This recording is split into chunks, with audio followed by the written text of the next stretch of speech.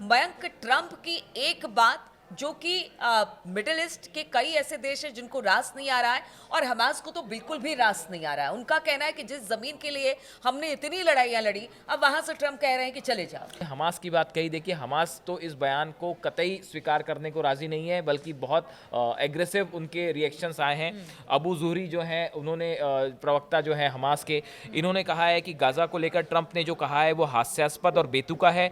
इस तरह का कोई भी विचार क्षेत्र में अशांति लाएगा।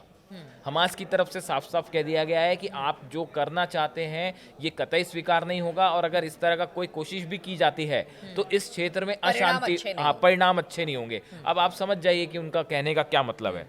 दूसरी तरफ एक इंटरेस्टिंग बात यह हुई है कि ट्रंप के इस बयान के बाद एक बैठक होती है। इसमें मिस्र, सऊदी अरब, कतर, जॉर्डन, संयुक्त अरब अमीरात और फिलिस्तीनी जो प्राधिकरण है, पीएलओ जो है, इसके विदेश मंत्रियों की एक मुलाकात हुई, जिन्होंने इस ट्रंप के बयान पर चर्चा की। और उसके बाद इनकी तरफ से एक संयुक्त बयान जो है वो रिलीज किया गया है। और इनका कहना ऐसा है कि अगर फिलिस्तीनियों को उनके स्थान से हटाने की कोशिश होती है तो ये फिलिस्तीनी नागरिकों के अधिकारों का उल्लंघन होगा। अब देखिए, ना सऊदी अरब इस मामले में अमेरिका के साथ है, ना मिस्र साथ है, ना जॉर्डन साथ है, ना यूएई साथ है। और बार बार फोकस ट्रंप का रहा कि जॉर्डन में बसा दिया जाए, कहीं और बसा दिया जाए फिलिस्तीन को। उस बात के लिए भी जॉर्डन भी इसलिए और देखिए, मिस्र के जो राष्ट्रपति हैं अब्दुल फतह अल सीसी, इन्होंने कहा है कि फिलिस्तीनी लोगों को उनकी भूमि से हटाना अन्याय है और हम इसमें भाग नहीं ले सकते। तो यहाँ पर एकजुट मुस्लिम देखिए, जितने इस्लामिक देश हैं, इस्लामिक जो कंट्रीज हैं, उन वो कोई भी अमेरिका के इस प्लान से बिल्कुल सहमत नहीं है कि गाजा से जो है फिलिस्तीनियों को हटा के कहीं दूसरी जगह भेज दिया जाए। अगर अमेरिका ये कह रहा है, ट्रंप ये कह रहे हैं कि जॉर्डन या मिस्र भेज दिए जाए, तो वो भी तैयार नहीं है इसके लिए कि हम कैसे इतनी बड़ी संख्या में शरणार्थियों को कैसे स्वीकार किया जाएगा। तो ये काफी सारी चीजें हैं जो इस समय बड़ी अनप्रैक्टिकल लग रही हैं। अब देखिए, मिस्र ये कह रहा है कि भाई हम आपके साथ मिलकर शांति पे काम करने के तैयार हैं। अगर आप गजा में शांति बनाए रखना चाहते हैं तो हम पॉजिटिवली आपके साथ काम कर रहे हैं, लेकिन अगर आप ये कहोगे कि फिलिस्तीनी यहाँ से हट के कहीं और चले जाएं तो ये कतई स्वीकार नहीं है। अब ऐसे ही देखिए, सऊदी अरब की तरफ से भी बयान आया है। सऊदी अरब का जो विदेश मंत्रालय है, उन्होंने कहीं ट्रंप का नाम नहीं लिया, लेकिन उनकी तरफ से जो कहा गया कि हम फिलिस्तीनी लोगों के वैध अधिकारों के उल्लंघन, उन्हें दूसरी जगह पर बसाने या फिलिस्तीन की ज़मीन पर किसी देश के कब्जे को लेकर हमेशा से खिलाफ रहे हैं। ये सऊदी अरब का बयान है। सऊदी अरब भी इस बात को डिनाई कर रहा है कि भाई कोई और आ जाए और फिलिस्तीन पे जो गजा पे जो है वो कब्जा करके बैठ जाए, हम इसका विरोध करेंगे। तुर्की की तरफ से जो बयान आया है, तुर्की के विदेश मंत्री हैं हकन फिदान, इन्होंने कहा है कि ट्रंप का यह बयान अस्वीकार्य है और इसके साथ ही उन्होंने ये चेतावनी देते हुए कहा कि अगर ऐसा कुछ होगा तो इससे क्षेत्र में तनाव और बढ़ सकता है। ये बात सिर्फ अब हमास ही नहीं कह रहा, अब तो ये हिजबुल्ला ही नहीं कह रहा, ईरान ही नहीं कह रहा, ये हुती ही नहीं कह रहा, ये जो कंट्रीज हैं ये भी कह रहे हैं कि भाई ये जो दिनों के बाद शांति हुई मयंक, और फर्स्ट फेज कहा जा रहा है इसे, अब इस तरह के बयान के बाद चिंता जरूर होगी।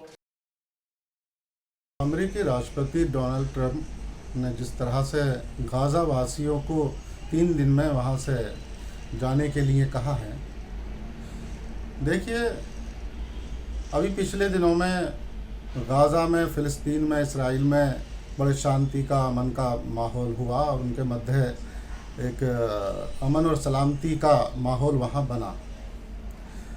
देखिए, कोई भी जंग पूरी दुनिया को प्रभावित करती है। असल चीज़ है कि अमन, सलामती और खुशहाली कैसे बनाई जाए। डोनाल्ड ट्रंप जब से वहाँ के राष्ट्रपति बने, उसके बाद से वहाँ की जनता में भी देखिए कहीं ना कहीं अशांति है। अभी पिछले दिनों में एक बहुत बड़ी आग लगने का मामला सामने आया। अभी हाल ही में भारतवासियों को भी वहाँ से वो वापस करने की बात सामने आई। तो देखिए, कोई भी देश हो, जो राजा, उसका जो सरपरस्त होता है, जिसके हाथ में बागडोर होती है, उसका बड़ा अहम रोल होता है, उसके कर्मों का बड़ा अहम रोल होता है। किसी भी देश की खुशहाली, उन्नति, तरक्की, सलामती के लिए जो सरपरस्त है देश का, जिसके हाथ में बागडोर है, उसका बहुत बड़ा अहम रोल होता है। अपने कर्मों से ही आदमी महान बनता है और कर्मों से ही नीचा हो जाता है। हमारे देश के प्रधानमंत्री जी जो अपने कर्मों से पूरे देश में अमन और सलामती और खुशहाली बनाए हुए हैं, और यही चीज़ है कि हमें विश्व गुरु बनाएगी, हमारे भारत को विश्व गुरु बनाएगी। तो हम तो यही कहना चाहते हैं कि कोई भी बयान दिया जाए तो पूरे देश की सलामती, पूरी दुनिया की, संसार की सलामती, अमन और खुशहाली के लिए दिया जाए, लोगों को आबाद करने के लिए दिया जाए, ना कि उन्हें घर से बेघर करने के लिए दिया जाए, ना कि बर्बाद करने के लिए दिया जाए, ना कि अशांति पैदा करने के लिए दिया जाए।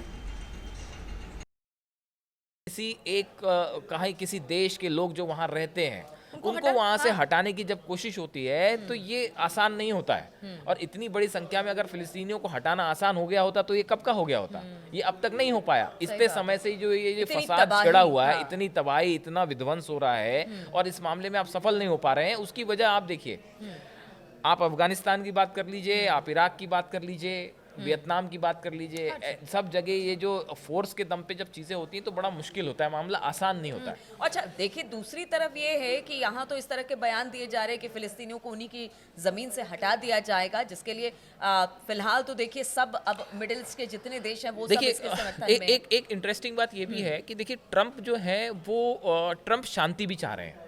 मतलब ट्रम्प के साथ ये बात भी है कि ट्रम्प ये नहीं चाह रहे कि युद्ध हो या फिर से संघर्ष हो, लेकिन उनका जो प्लान है उस प्लान का एग्जीक्यूशन किस तरह से लोग कह रहे हैं कि जो वो विकास सोशल मीडिया में चर्चाएं हैं कि हाँ। ये जो है थोड़ा सा प्रैक्टिकल नहीं है, और इसको अगर लागू करने की कोशिश की जाएगी तो फिर हो सकता है कि सीज फायर खत्म हो जाए और फिर से जंग शुरू हो जाए, फिर वही मिसाइल और रॉकेट वाले। मयंक वो ये बता रहे हैं कि ठीक है आप वहां पर विकास कीजिए, आप जो वहां चीजें खत्म हो गई है, खराब हो गई, उसको दुरुस्त कीजिए, लेकिन आप ये कह रहे हैं कि जिनकी धरती है उनको वहां से हटाकर फिलिस्तीन जो गजा के लोग हैं वो इस समय ये उनकी आवश्यकता है कि भाई वहाँ पे उनके घर फिर से बने, वहाँ पे अस्पताल फिर से बने। अब देखिए असल में इस बयान के पीछे जो मैं समझ पा रहा हूँ या जो सोशल मीडिया में कुछ एक्सपर्ट कह रहे हैं कि अमेरिका ये चाहता है कि इजराइल को सुरक्षित किया जाए, गजा की तरफ से किसी भी तरह की चुनौती इजराइल को ना मिले, वहाँ से कोई रॉकेट हमले ना हो, हमास किसी तरह का अटैक ना करो।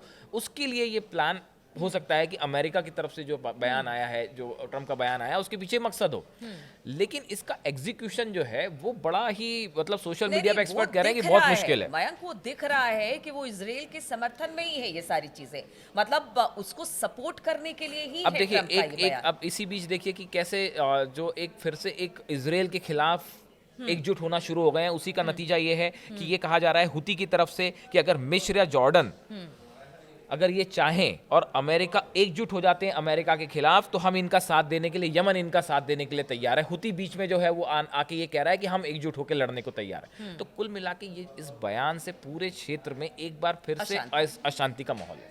बिल्कुल, तो अशांति का माहौल ट्रम्प के एक बयान के बाद देखने को मिल रहा है। अब तो देखिए जितने इस्लामिक देश हैं वो भी ट्रम्प के बयान की निंदा कर रहे हैं, नाम ना लेकर इनडायरेक्ट वे में, लेकिन जरूर ये कह रहे हैं कि भाई आप जिस देश के लोग हैं उनको हटाकर आप विकास की बात करते हैं, ये पॉसिबल ही नहीं है। और ऐसे में सारे लोग एकजुट होते दिखाई दे रहे हैं। अब ट्रम्प के इस बयान के बाद क्या ट्रम्प अपने इस बयान को वापस लेंगे या कुछ और होगा, इस पर लगातार हमारी नजर बनी रहेगी। आप बने रहिए हमारे साथ।